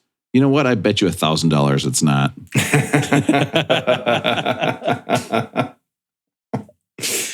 Matt, here's one. funny on so New many Hampshire. levels. New Hampshire. New Hampshire Concord. Damn. Oh my Wow. God. Nice. That's pretty good. And then there's Connecticut, which So- starts with Hold. Yeah. Now here's a good question. Okay. Have you Connecticut. quizzed your This is kids good. on these within the last like 6 months? Well, Leo's in 6th grade, and in 4th grade, he had to go through. Oh, it, see, so- I could. He's He's got not a in the little 6 months, advantage. Okay. I bet my kids couldn't name 5. I bet they could not. There's no way. There's no way they've learned this. There's no way. I can tell you right now. I bet there's no way they would know Florida, Matt, which of course is Tallahassee. How about What? Texas? Yeah. What about is the Texas? capital of Texas, Rob? Blake Shelton should tell us. Oh, it's Big Shelton. a great country song. This is a great one. This is honestly. I always thought this song was about Austin, Minnesota. What the hell? The home of Hormel? Yes, I thought they were saying about the Hormel spam. This is also kind of in line with the Garth Brooks song a little bit, right? Calling Back Home. This is a breakup call. 90s country singers were secretly the horniest guys in all of music videos. Always. Answering machine. They were always horny, doing horny stuff. They were always out in pickup trucks. Car, I sold it. This is Tuesday night, I'm bowling. Wow. This makes me want to go back to a state capitol bit. I'm not going to lie. I'm not lying. If it's anybody. You know this one, Aaron, or no? Wait, you guys, I cannot process you talking and the music at the same time. Like when you ask me a question, I can't do Aaron, it. Do you ask me? Paul yes, I do think I McCartney know that or song. Michael Jackson? It's simple. We've been asking you the whole time. It's like these songs are playing and all three of you guys are talking and I feel like my brain is going to explode because I do think I know that song. Yeah, welcome to the podcast. What the fuck have you been listening to? Welcome to Atlanta, where the Try editing this thing. I'm thinking about our listeners. Like, how do they do? They can't. This is why they can't sit back and relax. I go through every little thing of crosstalk and I cancel somebody out. It takes forever because we were all talking all at once. We're all looking for the guy who talks too much. Okay, it could be any of us. All right. The next two, I'm not going to pretend like I know the songs at all. They're just simply for the list. So, Russell, capital of South Dakota. Fort Pierre. This is kind of fun. Really like this. I thought she kind of looked like Marissa Tomei. So I'm like, She does look like Marissa. Let's see what it is. Rob, scroll down. Pick the third comment. Do you have any comments on this one? I think. Can we please just pray for all the people who haven't found this song yet? See? So who is this? This is Ryan Weaver, R-Y-N Weaver. This is art. Listen to this comment. You're currently sitting in a coffee shop looking outside. The rain gracefully falling. The people walking to those colorful umbrellas that lit up the street. You are contented. Everyone is contented. This is beautiful. Either I'm super high or this is the most beautiful thing I've ever heard in my life. Russell, do you think we're going to be the #1 Ryan Weaver podcast after we put this one out? Sorry, guys. I can't concentrate with Aaron talking over the music like this. Man, this video has 1.4 million views. I think we might be on the outside looking in on Ryan Weaver. I know. So we might be the #1 Ryan Weaver. Have you guys wondered if we've been listening to all these on double speed the whole time or extra slow speed? Like, did Rob ever change the settings back from last week? Oh, wait a minute. Are you right? Let's try that again. You might be right. No, normal. That was normal. Let's just check. Yep, that was normal. Okay. Now, Matt, can I just say this? I'm looking at the email with the last one on it. I could not tell you what state this is. There's no way. You can't? No. Why? Who cares? It's state capitals. Who cares? It's dumb. Harrisburg, PA. Harrisburg? PA. Yep, there you go. Yeah. It's not Philadelphia. Are you serious? Oh, They used to be the national capital. Yeah, that's then what I it was got thinking moved. All right. So we got some song by Josh Ritter called Harrisburg. Oh. You know this song, Aaron? No, but I know Josh Ritter because he has a song about finger banging. No. Oh, come on. Yeah. Aaron, we're an hour and 45 in. You cannot bring up those words right now. We simply do not have time to also make a bit about that. He's got a song called Summertime, and he says... You think we're not going to combine that with this Michael Jackson, Paul McCartney bit? Are you serious? Are you crazy right now? Is that on the finger banging Pandora station? That's insane that you would bring that up. He's got a song called Summertime. He says, I remember watermelon, finger banging, purple rain, and being cool. Nah. Yeah. Well, now we're going to have to go find it. It's called Josh Ritter in Summertime. Summertime. You know where he was doing that? In Harrisburg, capital of Pennsylvania. I bet you'll never forget the capital of Pennsylvania again. Because this isn't we don't have to do this yet. No, we do. Watch this. Let's do... Keep scrolling. There you go. Summer. Here comes the summer. There. The undertones. Yeah. This one? No, that's not That's it. the undertones. Guys, Yeah, maybe I'm making it up. I think I might be God, am pretty I high. making this up? I think maybe I'm making up a song. Just Google summertime figure banging, whatever else. No, I can't. What? Come on. No. What? Do 3 out of 4 then. Okay. Summertime. Maybe I'm finger banging. What was the other stuff, Aaron? Is that Purple one word or Rain. two? Watermelon, finger banging, Purple Rain. Being Watermelon, Josh Ritter. Purple Rain. Maybe it's Purple not Rain. Josh Ritter. Maybe I'm wrong. Wow. Yeah. Google came I back and must said, it looks like there aren't many great matches for your search. I've never seen that. That has never happened. I've never seen that before, ever. Guys, we He was used to so enter the internet. close. There were so many songs that were close. Am I making this up? Summertime finger banging, watermelon, Josh Ritter brings up nothing. God, maybe I'm losing my mind. It's literally says it again. I spelled banging wrong the first time. Oh no. What were the lyrics? I'm not No, going to say it again. we're not doing this. This is a fever dream Aaron had. This is made up. It doesn't This is exist. crazy. It doesn't exist. It's crazy. Guys, we Whoa. gotta get going here, please. I'm begging you. Yeah. All right, we got to Tell keep you going. what, that was Oh, I put so much time into that me? list, Rob. for me, Matt. That was a top 2 list I've heard tonight. Did it better list by Russell. That was easily a top 5 list. Oh, Next up, Candle.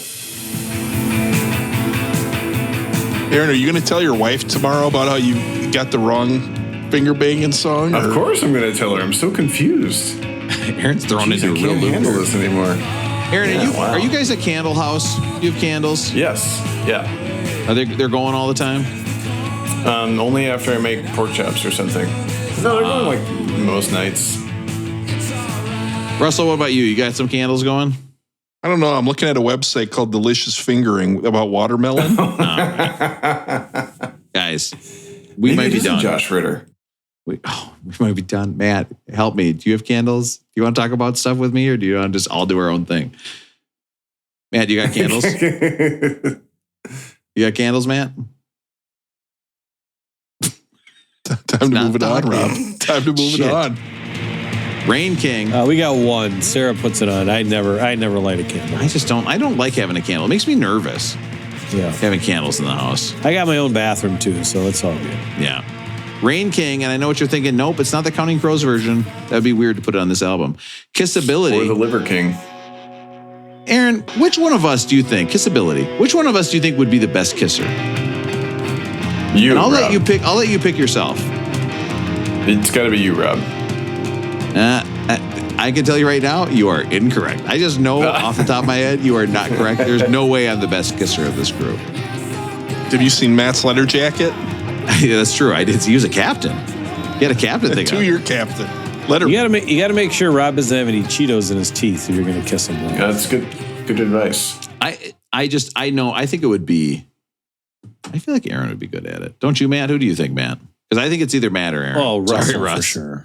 After, Russell for sure. After some I'm Cheetos, going if you Russell just give the first. teeth a quick lick over, they're fine, right? You know what? I'm going Russ.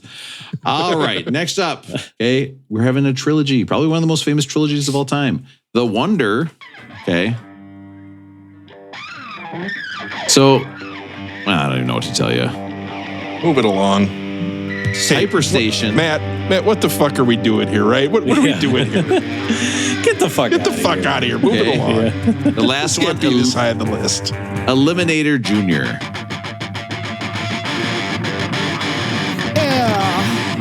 This kind of rocks. See, again, this is like Pearl Jam has a song like this on every one of their albums. Right. Just like testing to see who's still listening. Yeah. Gotta keep their punk roots. I kind of like that. I mean, honestly, like Prince does stuff like this too, just like testing people out. Just like, are you really going to listen through this to get to the other stuff? It's kind of what we're doing on this end of this late in the episode, right? Yeah, that's true. Or maybe the last 4 or 5 episodes, if you think about it, really, what have we done? All right, let's get into the rating system. I could go back to the record store and buy some more records for next week. I know people like that. Russell's house is now devoid of DVDs and full of records. Yeah, good trade. Good trade. His roommate's like, what the fuck? They got bigger? Like, I really liked when Dumb and Dumber went up against The Godfather, and then we still need to. Who get won to that again? We still need to get to that. Herbie Man or Slapshot? Like we're just doing all of Russell's media in his house. Finals is going to be episode 501, Matt. Gotcha. It comes down to like the Bible and the Godfather. We don't know which one to eliminate. We're like, oh no, why did we do this to ourselves? This is so stupid. The Bible. No, you cannot say that. Okay. I watch The Godfather all the time. Actually, you do. Oh, I already did that button. Listen, this is 171. Okay. On the list. Okay. This is, of course, the album Daydream Nation. Okay. We've been thinking about it all the time. What do you guys think at 171? Is that Rolling Well Toned, Rolling Boned? Now, can I tell you guys, speaking of soundscapes, and please, I know you guys are tired, okay, but I just want to, is this good?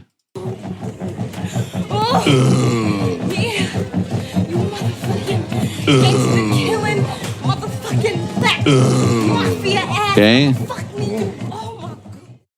Somebody out in listener land is laughing at that, Rob. Listen, I think that might be a top 3 joke of mine tonight, actually, now that I think about it. So good for me. 171, Rolling Well Toned, Rolling Boned, or Rolling Grown. Aaron, I just want to remind you real quick that rolling tone means it is perfect right here at 171. This is the place for it. No better place. 171, kind of a number palindrome. Didn't talk about that much. Is this rolling well grown? Okay, where's that button? Is this rolling grown? This should be higher on the list, which of course would be a much higher number in this case. Both are going up this time. Or is this a rolling bone? This should have been higher up on the list. Okay, we should have heard it already. I mean, guys, this is 88. This is way before alternative rock. It's yet another album that seems to have influenced alternative rock. Aaron, what do you think? I don't like giving rolling groans, but I think this one has to be rolling groan. I need more. I need a little bit more melody. I respect the music. I actually enjoyed listening to it, but I think there's just some other stuff with a little more verve coming up for me. So I'm going to give it a rolling groan. Russell, what do you think? Rolling well toned, rolling boned, or rolling groan? I had to turn this one off a few times. I couldn't get through it. I know it's probably influential for probably, rock, alt rock, grunge, those types of things. So I appreciate that. But I just think there's probably albums that came after it that maybe were influenced by it that I would like a lot more. So for me, this would be like if I was wondering if my illegitimate father was Michael Jackson or if it was Paul McCartney and it turned out to be Thurston Moore. I'm going to give this a rolling groan. Guys, it's Josh Rouse. It's not Josh Ritter. It's Josh Rouse. Nope. Aaron, okay, let's get into this. Your comedic timing would have been perfect if that was the final joke. And yet, none of us are surprised. Josh Rouse, Finger Banging. Summertime. The name of the song is Summertime by Josh Rouse. Watermelon. Fuck. Let's see what comes up. What did you have to Google to find that, Aaron? I just kept thinking about it. It came to me eventually. How do you spell Rouse? Rouse. Summertime. We've tried spelling for Rob. Summertime. You know what? Work well. There's one called Summertime Watermelon Finger. So I'm going to click on Summertime Watermelon Finger. There, Josh Rouse. No, that's Josh Rouse. You just missed it. It's right there. Yeah, this is the lyrics though. It's not a video. Rob, there's no way your kids ever watch you Google search, do they? They would throw you out of the house. There, it's this song. Okay, let's listen. You know what? I didn't say we had to. That's actually pretty late. Let's move on. So, Matt, what do you think? Rolling well toned? Just kidding. Let's listen. The feelings in the air. I mean, I remember cigarettes, tube socks, sunburns, and long blonde hair. I was going to make fun of it, Aaron, but I can't. I mean, it's tube socks. Summertime. Here it comes. Yeah, it's coming soon. All right. So let's get back to the. Okay. Wait a minute. I remember living upstairs, drinking iced tea and swimming pool. No, it's not here yet. And the feeling doesn't last that long. Before you know, sorry, guys. This is going to get us a copyright strike, Aaron. Oh, yeah. Things with Replacements guy. Listen, introduced me to I this just song. want to hear the part about the finger. Surprised to learn. I know. Me too. Yeah, it's coming soon. Watermelon, finger banging, purple rain. There it is. Being cool. Aaron's right. Being cool. Okay, I just had the wrong name of the artist. This video has 6,000 views. It was posted 9 years ago.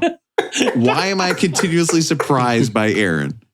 Do you think when Aaron's son is like 20, when Aaron's son grows up and listens to this, will this be like his top 5 proudest moment of his dad or top 10? Top 10 for sure. I mean, Aaron, this is wild. Your kid's listening to Turnstile and you're watching a video from 9 years ago that has 6,000 views. Aaron, we have more views of our podcast than this video. Do you know how sick that is? Hot Sauce and Feet has way more. Has way more. You know what? Way more. Let's check it out real quick. Sauce on Feet. But you know what, guys? This time, because we didn't get through much last time, I'm going to turn it up to 2x speed. Yeah. Okay? So let's see what that's like. Russell, we're going to be the #1 Josh Rouse podcast. Sauce on Feet. Oh, yeah, fuck yeah. Hot sauce on feet. You know what? The message is still there. Oh, yeah. But Aaron, this video has 15,000 views. Way more. All over the feet. Oh, 15,000. Well, 15 divided by 11. 6 divided by, what's the math per year? Yeah. Oh, yeah. Dropping loads all over my hot sauce feet. All right. I don't know what he meant by that. All right. So let's realize we haven't watched that. Matt didn't. We didn't get Matt's rating yet. I interrupted. Oh my God, it's going so long this episode. Matt, what do you think? Rolling well toned or rolling bone or rolling groan? Matt, what were the things that you're grossed out now that you liked as a kid? Yeah. Did you ever get a chance to answer that? Kinda. I kind of did. I had to insert myself. Red Bulls. I think that Sonic Youth is one of those bands that didn't, kind of like Replacements, right? I don't know if they really wanted to be famous. I don't know if they really wanted to be mainstream. I don't know if they really wanted to kind of break into that next echelon, or if they just wanted to continue their art as they wanted to continue their art and do their own thing. I think they famously stayed independent so that they weren't being told what to do. I respect that. And if you notice, Matt, they did not have one of the most expensive albums of all time. They did not. I still think there's a great story. What was her name again? Why the hell can I not remember her name?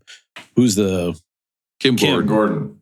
Kim Gordon. I think, there's some great Gordon. stuff, talking about, they came out in 1983, right when Madonna was coming out and doing all of this, the feminism thing and what does it mean to be beautiful and what does it mean to be an artist? What does it mean to be a star and all this stuff?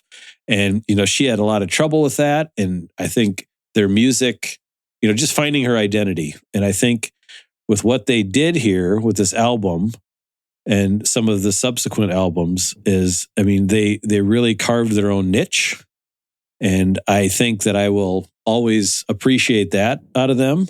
As far as this album goes, I think it's rolling well toned. I can hear a lot of influence in the music that I like. So Russell, I think you said it well, where you said that you'd much rather hear some of these albums that they were influenced by, as opposed to, this album, listening to it again. And so, I think, for sure, Pearl Jam, for sure, Soundgarden, for sure, Nirvana. They were all big fans of Sonic Youth, and they wanted to. How am I doing, guys? I'm trying to draw this out. I know what you're doing. I know what you're doing, and I'm not responding because apparently that's what we do now. Yeah, no, I think it's rolling well toned. I think, I don't know how much I'll listen to this again, but I think it's great music, and I will listen again. So, yeah, rolling well toned for me.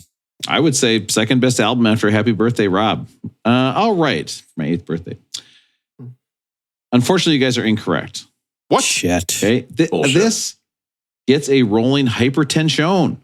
Okay, I recently took a personality test from somebody who is, I think, very into personality tests. And it said that I was turbulent. Okay, which means I was affected by emotions. And this album stressed me out. I listened to it. It was very stressful. I couldn't handle it. My blood pressure went up. Next up, I'm not going to lie. We have Simon and Garfunkel, Bridge Over Troubled Water. Russ already spoiled it. Russ, there's a live track on there. Can you tell me where that live track was recorded? It was recorded in Ames, Iowa. And I saw it was recently voted the only winner to come out of Ames, Iowa ever. Oh, it's crazy.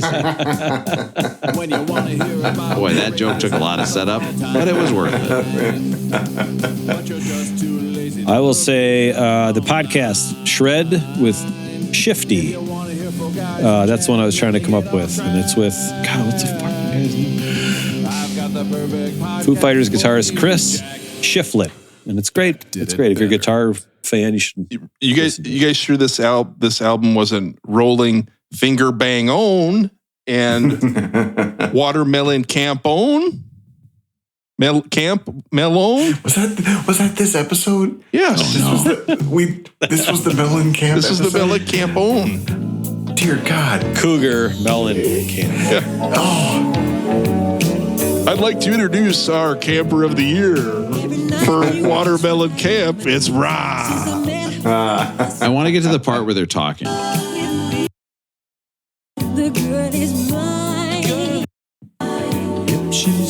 So, like Aaron, again, and I hate to do this to you. Just imagine your mom's walking on the street. Two people are walking behind her. It's Paul McCartney, Michael Jackson. And they start talking to each other like this. We're not going to fight about this, okay? Paul, I think I told you. I'm a lover, not a fighter. I've heard it all before, Michael. She told me that I'm her forever lover, you know. Don't you remember? Well, after loving me, she said she couldn't love another. Oh, no. What if it was Thurston and Beck talking behind you, though? So, Aaron, we've all been waiting. What is your decision? I'll choose Paul. Rob, you have to hit that. It's like a triangle. Oh, yeah, I forgot about that part. I don't want it to ever end.